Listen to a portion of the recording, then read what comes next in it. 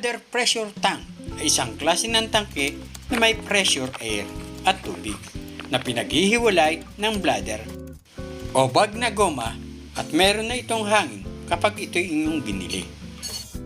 Ang bladder pressure tank ay pinipiling gamitin ng mga customer dahil mas tumatagal ito ng 5 hanggang 7 taon kaysa sa pangkaraniwang pressure tank. Mga kabayan, kasangkayan, kakabsat, samahan niyo po ako upang gawa ng solusyon ang isa sa mga pangunahing nagiging problema ng bladder pressure tank. Tayo na po, ito po ang ating bladder pressure tank motor control. Pansinin niyo po ito mga kabayan.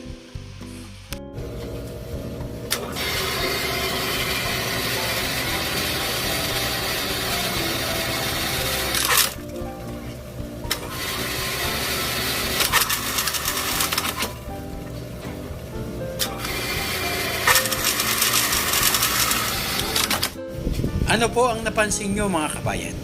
Diba ang napansin nyo patay sindi ang motor pump natin? Ang patay sindi ng ating motor pump ay pwedeng makasunog ng motor winding nito. O kaya ay lagi mong i-reset ang overload relay na malaking abala sa ating pang ibang mga ginagawa bilang isang hotel maintenance. Ngayon po ay ibabahagi ko po sa inyo ang solusyon upang maiwasan ang patay sindi nito at maiwasan ding masira ang ating motor pump. Ang gagawin po natin ay i-off po muna natin. Ito po i-off natin. Gitna po nito ay off. Yan. Naka-off na po. Naka-off na. Ngayon po mga kabayan, ang gagawin po natin ay i-drain po natin. Ngayon po, papatayin po muna natin ang valve na ito. Patayin muna natin.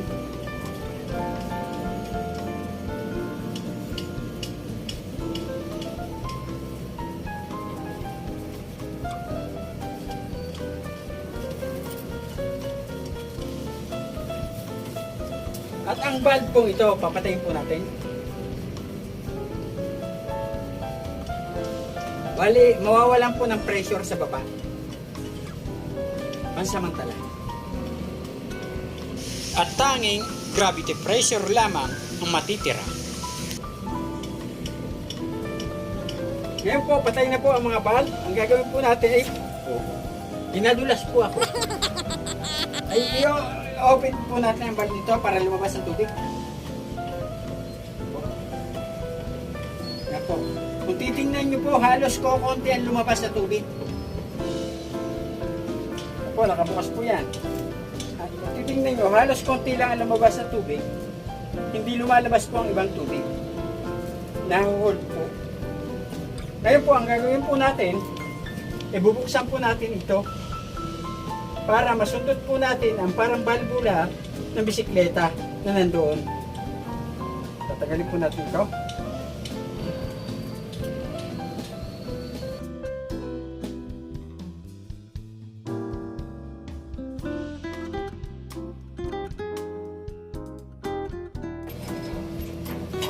Po, natanggal na po natin. Ngayon po, ang gagawin po natin ay susundutin po natin ang balbulang ito sa pamamagitan po ng maliit na long nose. Tingnan nyo po, malakas po ang tulo ng tubig pag sinusundot po natin ang balbula. O, kailangan po totally walang tubig sa loob. Pag binitawan ko po ito, bigla pong hihinto yan. Huminto po nung bitawan ko. Ngayon po ay pipindutin na uli po natin. Ngayon po ay susundutin na uli po natin. Tingnan niyo po. Babalik po ulit ang tubig.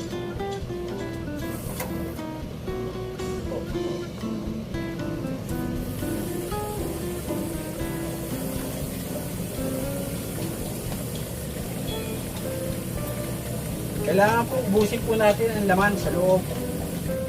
Kasi puro na po tubig. Kukunti na po ang hangin sa loob.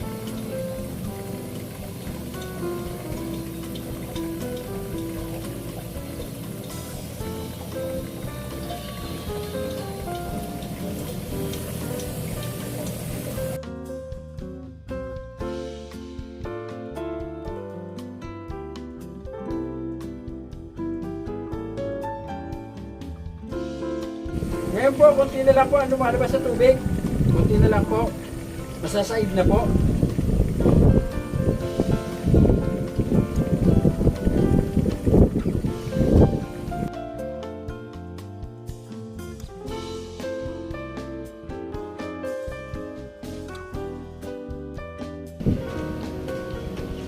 Yan po, totally drain na. Totally drain na po. Wala na pong tubig.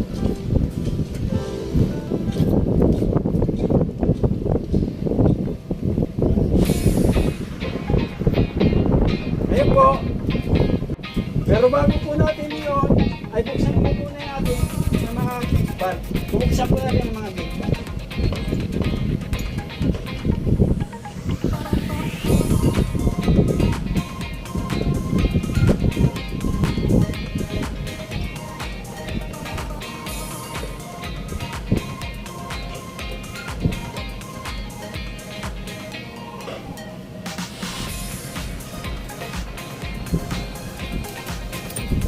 Buksan na po natin ang gate bar na ito. Taas.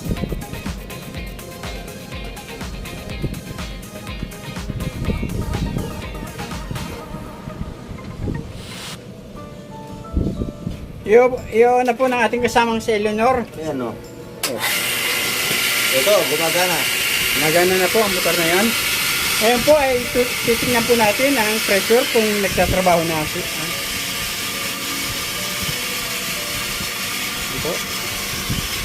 Tingnan po natin ang pressure.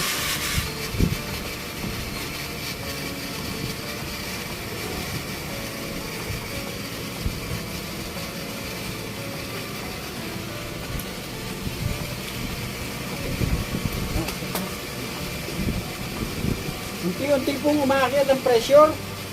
Unti-unti po umakyat ang pressure. Ibig sabihin, nagre-refill na po. Ngayon po ay malalaman po natin kung magpapatay sindi pa pag napuno ito. Oh, maangat na po ang pressure.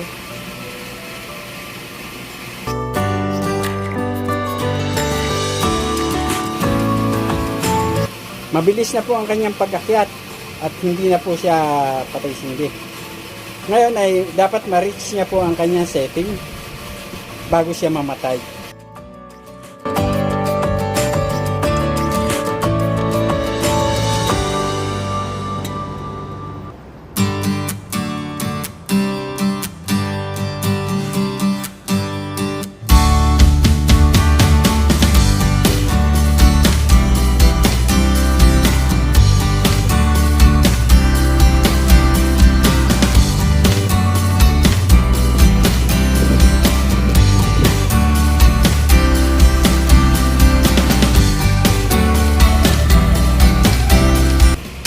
Oh, namatay na po siya ng 40.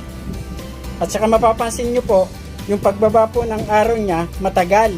Matagal na hindi katulad kanina, napatay sindi ang motor. Ngayon po, medyo matagal. I-drain po natin dito ng konti.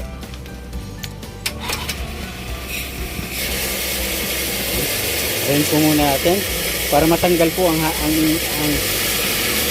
yan. Okay na, sarado na natin.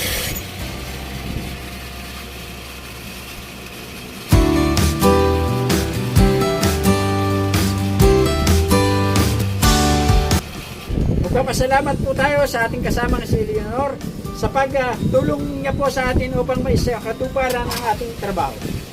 Salamat po sa inyong panonood at sana po ay may natutunan po kayo na kahit na kaunting karunungan mula sa aking karanasan bilang isang hotel maintenance.